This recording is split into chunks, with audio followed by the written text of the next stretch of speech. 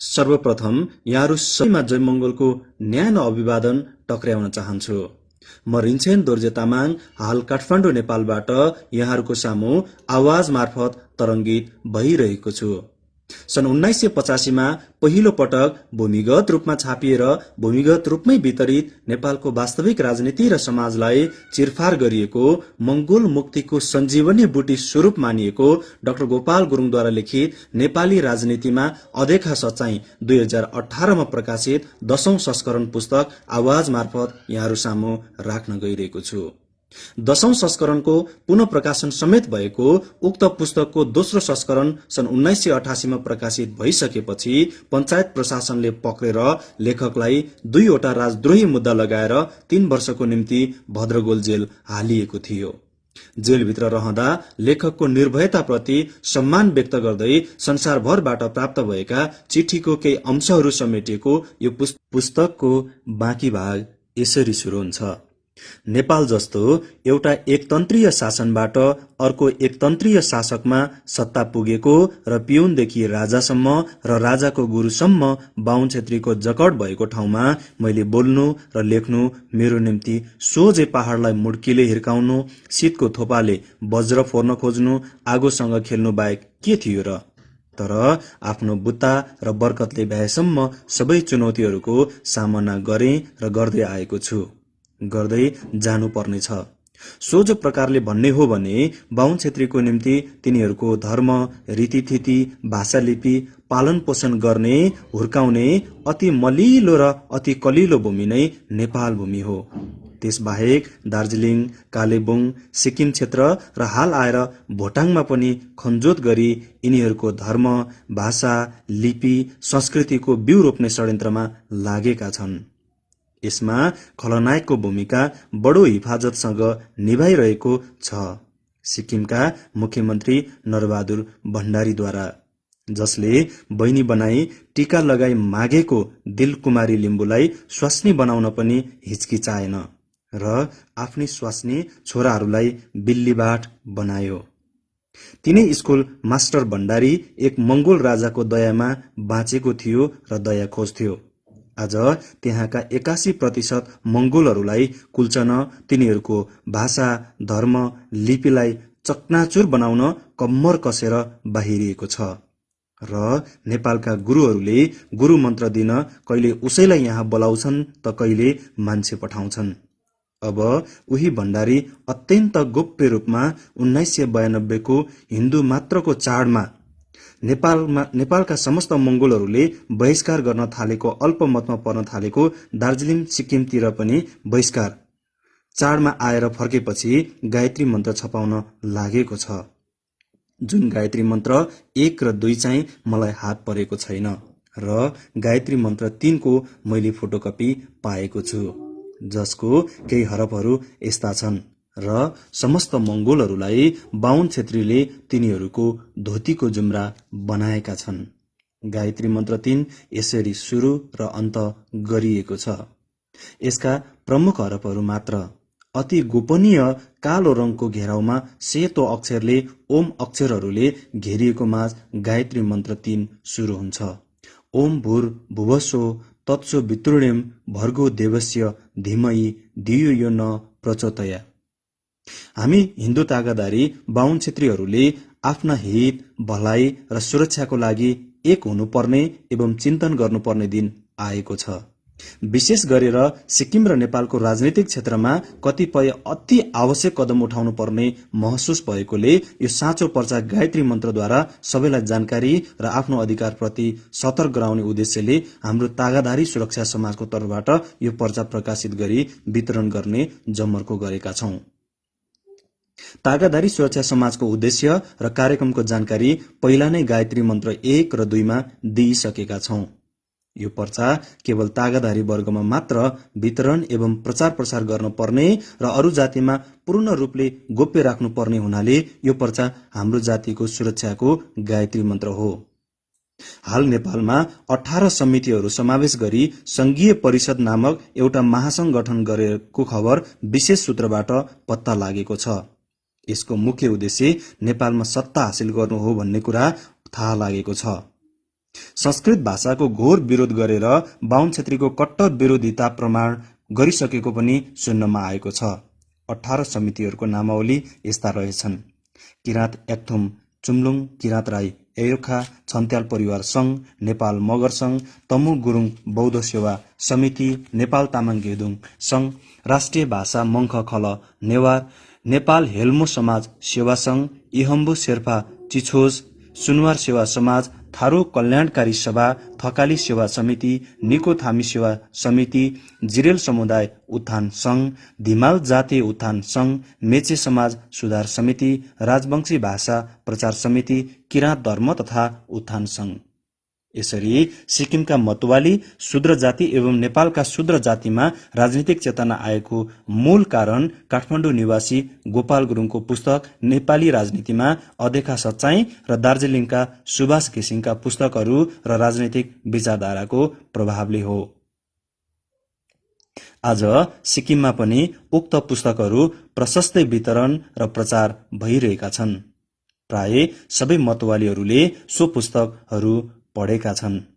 अत आफ्नो सङ्घ एवं समिति गठन गरेर भाषा संस्कृति रीतिथितिको नाममा राजनीति गर्न थालिसकेका छन्।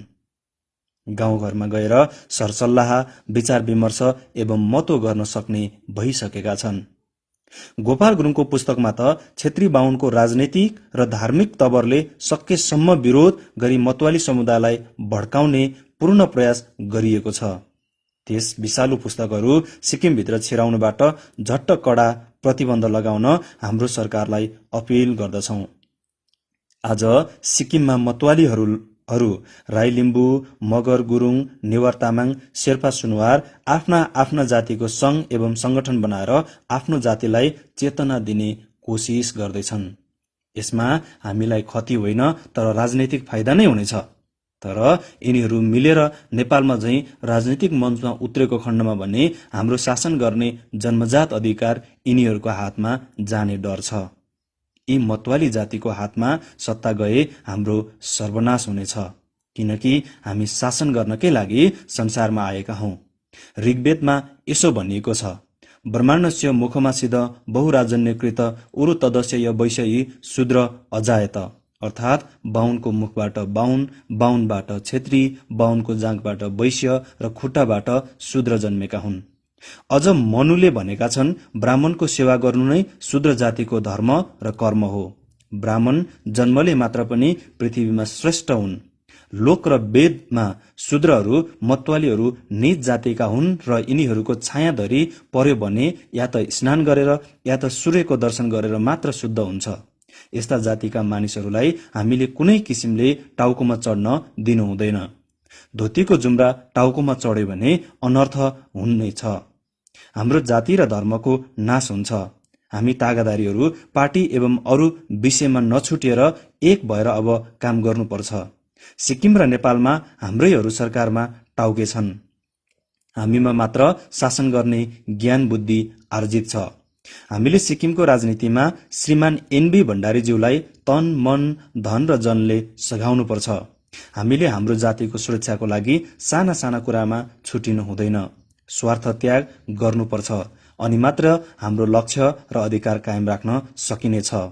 मतवालीहरूबाट जो पनि नेता बन्न खोज्छ त्यसलाई कुनै रीतले नाश गर्नै पर्छ। साम्प्रदायिक भनेर अथवा देशद्रोही वा समाज विरोधी, अनैतिक, भ्रष्टाचारी यस्तो विभिन्न संज्ञा दिएर प्रचार गर्नुपर्छ, ताकि त्यो नेतालाई उसैको जातिको मान्छेहरूले पनि साथ दिन डराओस्, घृणा गरोस्। जातिवादको छाप लगाएपछि नचल्ने दुवानी भइहाल्नेछ। यति गर्दा पनि कार्य फत्ते नभए धर्मदत्त फर्मुला प्रयोग गर्न सम्म पनि हिचकिचाउनु हुँदैन। सिक्किमको सरकार हाम्रो हातमा सदा राख्न मतवालीको भोट अनिवार्य छ। यिनीहरूको समर्थन जुटाउनको लागि उनीहरू बीचमा सधैँ अमेल र फुट पैदा गराउन र आपसमा जुझाउन सक्नुपर्छ। जसरी अंग्रेजहरूले भारतमा जात जातिमा फुट ल्याई 100औं वर्ष राज गर्न सक्षम भएका थिए। यी मतवाली वर्गमा एकता कायम हुन नदिन सक्नु नै हाम्रो विजय हो। यसको निम्ति साम, दाम, दण्ड, भेद लगाई फुट सदा राख्न सक्षम हुनुपर्छ। आर्य जातिको सभ्यताको स्वर्णिम इतिहास प्राचीन ग्रन्थ ऋग्वेदको ईसापूर्व 1200मा नै रचिएकोले यो प्रमाण हुन्छ कि तागाधारी जातिको गौरवमय इतिहास अहिलेको होइन। हाम्रो समाज सुनौलो इतिहासलाई कायम राख्न हामी एक हौं भन्ने आह्वानसहित विजयादशमी 1992 को शुभ उपलक्ष्यमा सबैलाई हार्दिक शुभकामना चढाउँदछौं। तागाधारी सुरक्षा समाज, रुम्तेक बस्ती, पूर्वी सिक्किम। तागाधारी सुरक्षा समाजको निम्ति देवनारायण खरेलबाट प्रकाशित एवं वितरित।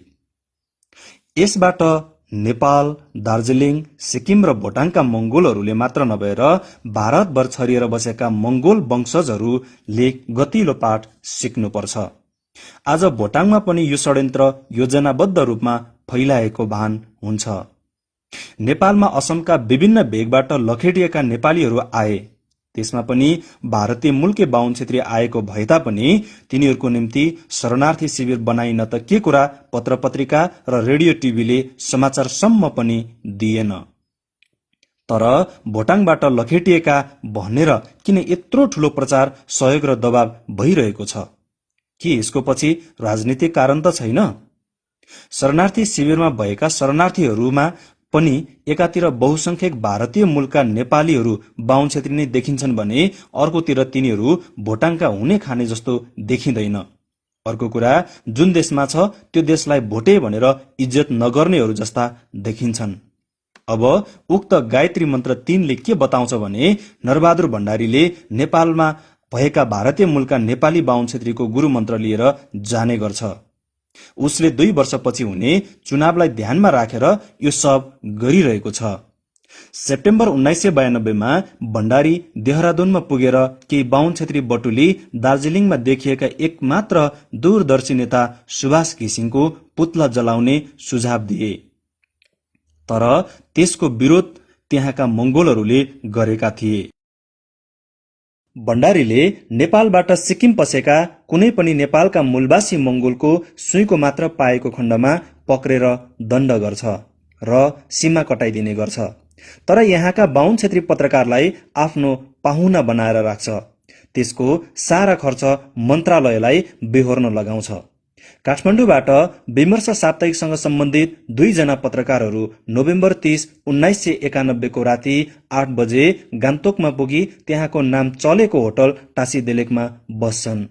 त्यसै रात मात्र ती 2 पत्रकारहरूले 370 रुपियाँ 70 पैसाको रक्सी मात्र खान्छन् र 301 रुपियाँ 40 पैसाको खाना खान्छन्। तिनीहरू बसेको कोठा नम्बर 117 एक रातको 380 रुपियाँ हुन्छ। परन्तु सबैभन्दा गजबको र रमाइलो कुरा के हुन्छ भने तिनीहरूले आफूलाई भारतीय भनेर लेखाउँछन् तिनीहरूको राष्ट्रियता लेख्दा। त्यसमा भरत कोइरालाको नाम हुन्छ। भारत पुगे भारतीय, नेपाल पसे नेपाली। भण्डारीको प्रचारमा घुँडा धसेर लाग्ने र घिसिङको विरोध कम्मर कसेर गर्ने, जनतालाई राष्ट्रियताको सबक सिकाउनेहरूको सक्कली अनुहार यो भन्दा बेसी कति छर्लङ्गिने नि? नरबहादुर भण्डारी जसले दार्जिलिङबाट सिक्किममा नोकरी गर्न गएकाहरूलाई भतुवा भन्ने गर्छ। भण्डारी जसको गुण्डागर्दी सिक्किमको सीमा काटेर बंगालमा ओर्ली सिलिगुडीबाट एका बिहानै जनपदका सम्पादकलाई अपहरण गरी गान्तोक पुर्याए। अत्यन्त यातना दिए तर मार्न चाहिँ यसकारण सकेनन् कि चारैतर्फ आवाज उठ्न लागेकोले लास दबाउने स्थितिमा पुगेन। भण्डारी जसले नेपाली भाषामा अति नै जोड दिएर भारतको संविधानको 8औं सूचीमा राख्न सफल भयो। यसको कारण के थियो भने त्यो भाषा भण्डारीको आफ्नो मातृभाषा खस भाषा थियो। त्यो कुनै पनि त्यहाँका मूलवासी अर्थात् भोटे लाप्चेको मातृभाषा थिएन, न कि त्यो भाषा कुनै शेर्पाको थियो, न तमु, गुरुङ, मगर, राई, लिम्बू, नेवार अथवा अरू कुनै मंगोल समूहको आमा भाषा नै थियो। यो खस भाषा भारतकै हिन्दी भाषाको एउटा रूप हो।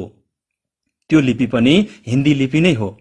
साँच्चै भन्ने हो भने सिक्किम राज्यमा त त्यहाँकै मूलवासीको मूल भाषा भोटे अथवा लाप्चेको भाषा हुनु पर्थ्यो। खस भाषा अर्थात् बाहुनबाट खसेर खस बन्न पुगेकाहरूको भाषालाई जसरी भारतीय नेताहरूले आगामी चुनावलाई ध्यानमा राखेर भण्डारीको राजनीतिलाई संरक्षण दिए, नेपाल, दार्जिलिङ, भुटानको निम्ति केही ठोस भूमिका निभाउने दूरदर्शिता देखाएर भए तापनि मान्यता दिन कति हिचकिचाएनन् भने नेपालमा त्यही भाषाको माउ भाषा हिन्दी भाषालाई मान्यता किन नदिने? फेरि हिन्दी भाषा नेपालको सबै जसोले बुझ्न सक्छन्। साहित्यकै क्षेत्रमा पनि खस भाषाको मैदानमा भन्दा हिन्दी भाषाको क्षेत्र विशाल छ। जबकि यहाँ एउटै पनि घरमा नबोलिने बाहुन भाषालाई स्कुलमा अनिवार्य गराउने प्रयासमा तराई, पहाड र सबै क्षेत्रका बाहुन छेत्रीको राजनैतिक दल र मंगोल अनुहारमा हनुमानहरू एकजुटले लागेका छन्। नरबहादुर भण्डारी जसले शक्तिमा नरही चुनाव लड्ने हो भने नराम्रोसँग पराजित हुनुपर्नेछ, जसले गएको चुनावमा पनि गम्भीर धाँधली गर्यो र भ्रष्टाचारको त चरम सीमा नागेको थियो।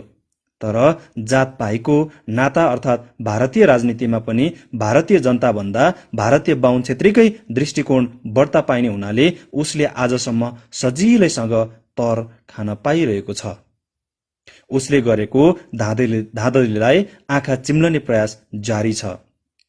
त्यसबाहेक भण्डारीको कमान्डो नामक 500 जति गुण्डाहरूले भण्डारी विरोधी फिलिङ्गोसम्म देखे ज्यानसम्म लिन पछि नहट्ने देखेर कसैले पनि मैदानमा निस्कने आँट गरिरहेका छैन।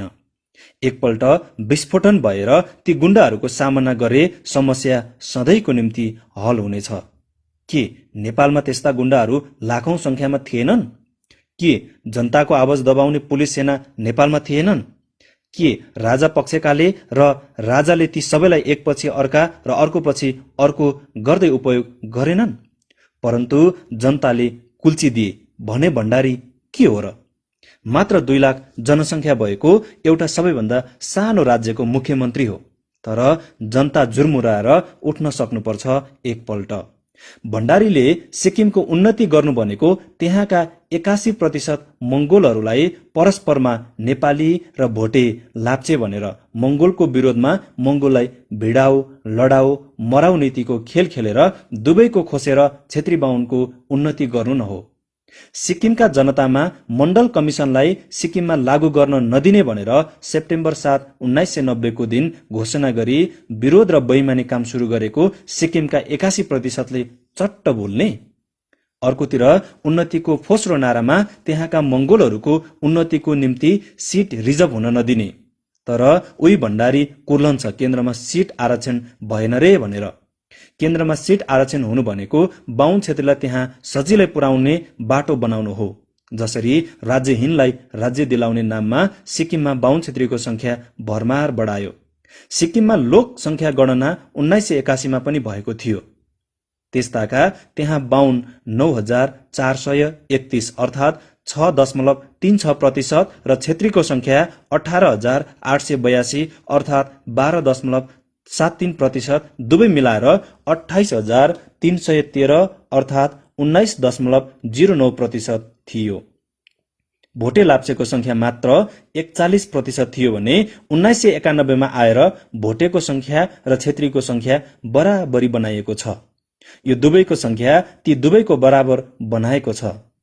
त्यसरी नै यता हेरौं, क्षेत्रीको संख्या 23,800 3.6%, दुवै जोड्दा 41,429। त्यसरी नै हेरौं भोटियाको संख्या 23,365 र लाप्चेको 18,272, दुवै जोड्दा 41,637। अब भोटे लाप्चेको संख्या घटायो।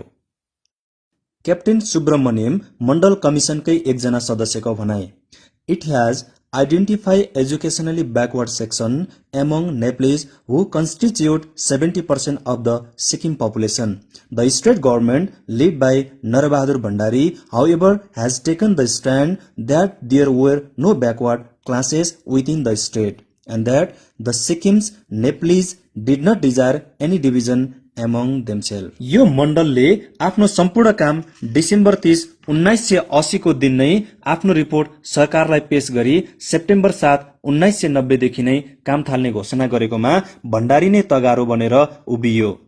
त्यस रिपोर्ट अनुसार ज्यादै पछौटे पारेर राखिएको गुरुङ, मगर, लिम्बू, राई, तामाङ, सुनवार, भुजेल छन्।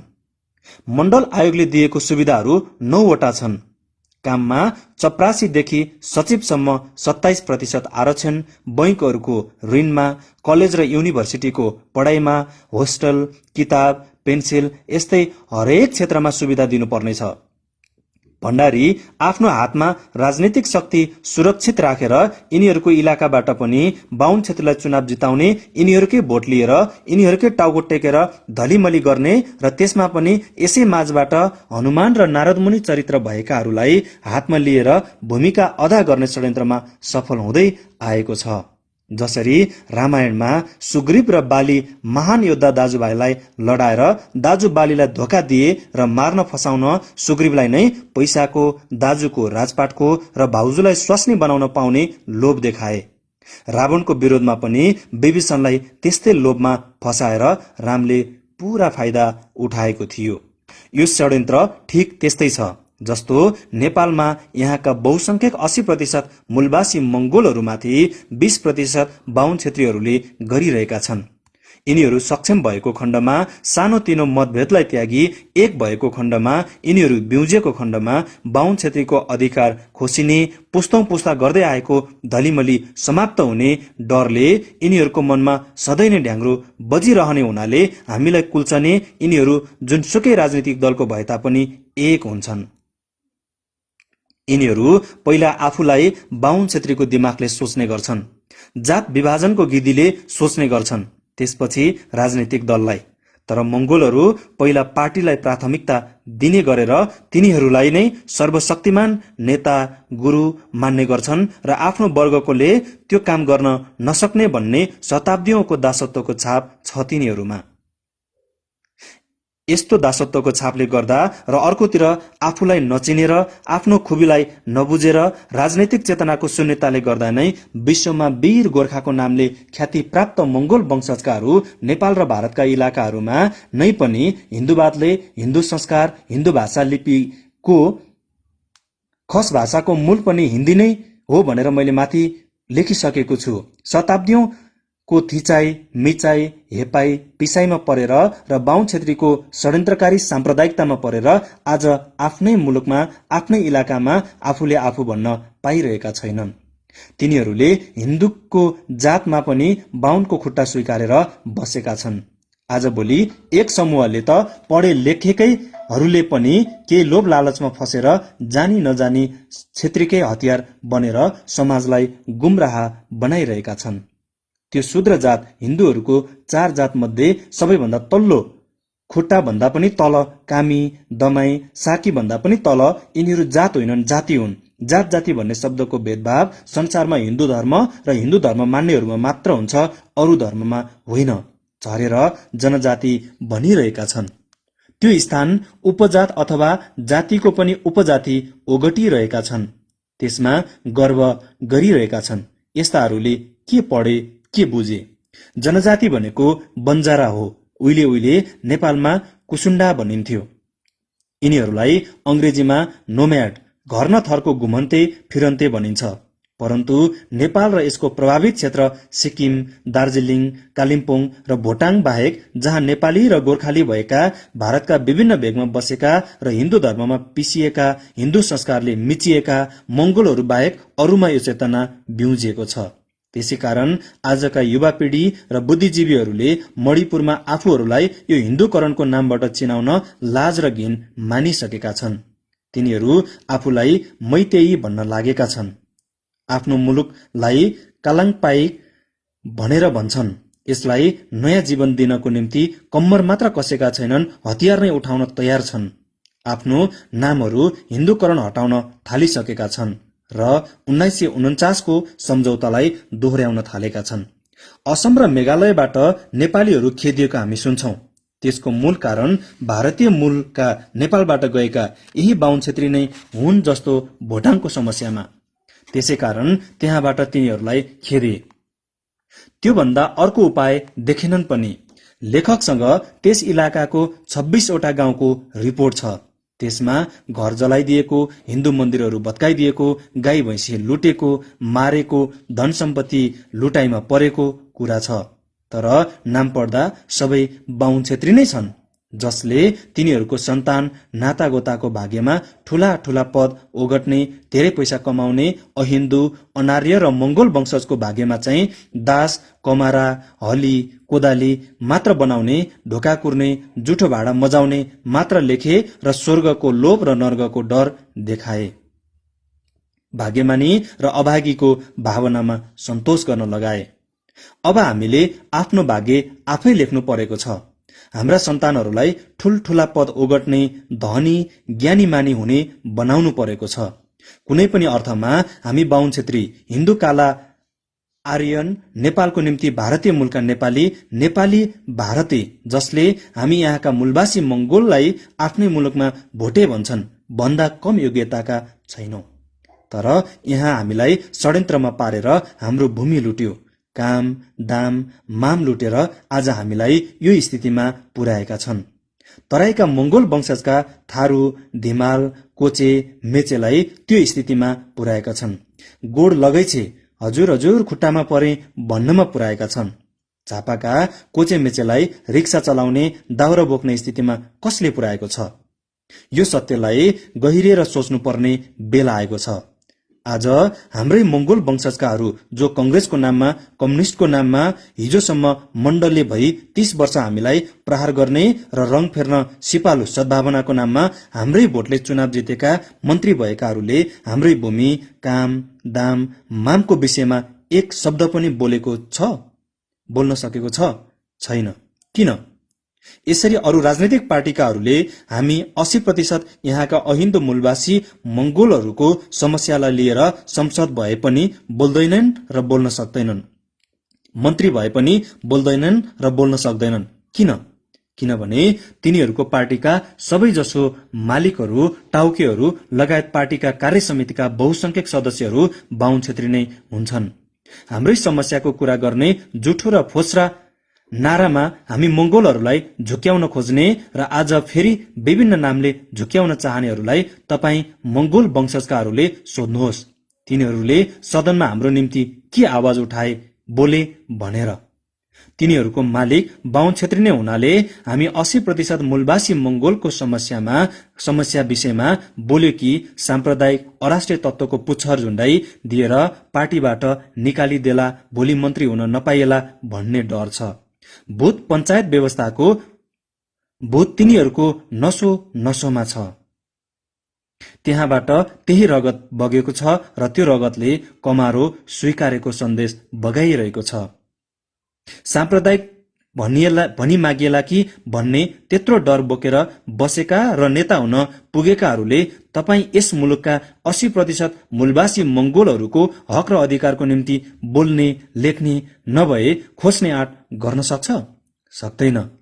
त्यसो भए अनुहार मात्र मंगोल भएर कंग्रेसमा भएका, कम्युनिस्ट बनेका भूतका पञ्च हालका राप्रपाका सद्भावनाकाहरूले पछि किन दगुर्ने, किन लाग्ने? आफूलाई मंगोल भएर मंगोलकै कोखबाट जन्मेर हुर्केर मर्नेहरू, तर आफूलाई मंगोल भन्न लजाउने, डराउने, तर शूद्र जाति, हिन्दू र त्यसको उपजाति जनजाति हुनुमा गर्व गर्नेहरूले तपाई अहिन्दू मंगोलहरूको हक र हितको कुरा गर्ने अधिकार माग्न अघि सर्न सक्छ? आँट गर्न सक्छ? सक्दैन, गर्दैन भने नेपालको 80% मूलवासी मंगोलहरू किन तिनीहरूको पछि लाग्ने, किन तिनीहरूलाई भोट दिने?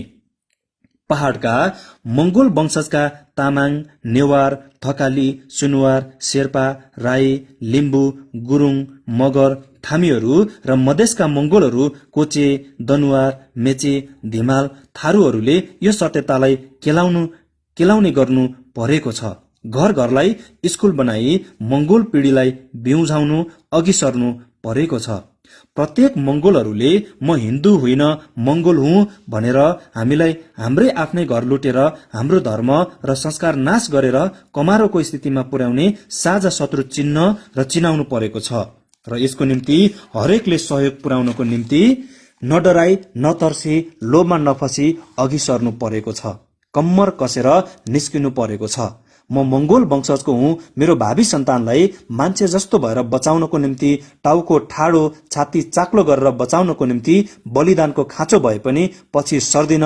मरी मरी बाँच्नुभन्दा बाँचे जस्तो भएर बाँच्छु। डरपोक मान्छे मर्नुभन्दा अघि कैयौंपल्ट मरिसकेको हुन्छ, तर निर्भीक एकपल्ट मात्र मर्छ भन्ने सम्झनु पर्छ, सम्झाउनु पर्छ। यसको निम्ति मंगोल हित र अधिकारकै निम्ति 1 जनवरी 1989 मा भद्रगोल जेलमा मंगोल नेशनल अर्गनाइजेसनको जन्म भएको हो। पञ्चायत व्यवस्थाको तानाशाही अधिनायकवादको भूमिकाको विरोधमा यसै पुस्तक नेपाली राजनीतिमा अदेखा सच्चाई लेखेकोमा मंगोल हित र अधिकारको निम्ति यिनीहरूलाई बिउझाउने पुस्तक लेखेको आरोपमा, राजालाई प्रश्न गरेको आरोपमा यस पुस्तकका लेखकलाई वर्तमान मंगोल नेशनल नेसनका फाउन्डर प्रेसिडेन्टलाई एकैपल्ट 2 वटा राजद्रोही मुद्दा लगाई 3 वर्षको निम्ति जेल पठाएको थियो।